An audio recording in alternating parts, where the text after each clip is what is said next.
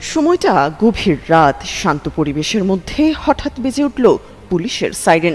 মুহূর্তে বদলে যায় মালয়েশিয়ার রাজধানী কুয়ালালামপুরের প্রাণকেন্দ্র বুকিত বিন্তাং এলাকার চিত্র।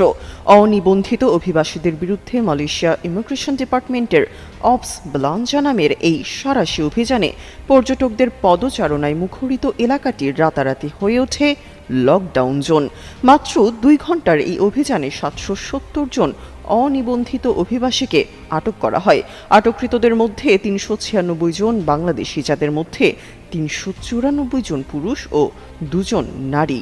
এছাড়াও মিয়ানমার, নেপাল, ভারত ও ইন্দোনেশিয়া সহ বিভিন্ন দেশের নাগরিকরা আটক হয়েছেন।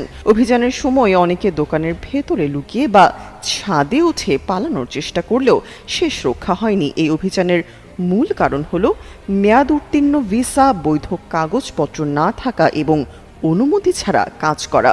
কর্তৃপক্ষ জানায়, দীর্ঘদিন ধরে এই এলাকায় অনিবন্ধিত অভিবাসীদের আনাগোনা নিয়ে অসংখ্য অভিযোগ ছিল। এই অভিযান তারই ফল। আটককৃতদের প্রাথমিক যাচাইয়ের পর আটক কেন্দ্রে পাঠানো হবে এবং ভবিষ্যতে এ ধরনের অভিযান অব্যাহত থাকবে।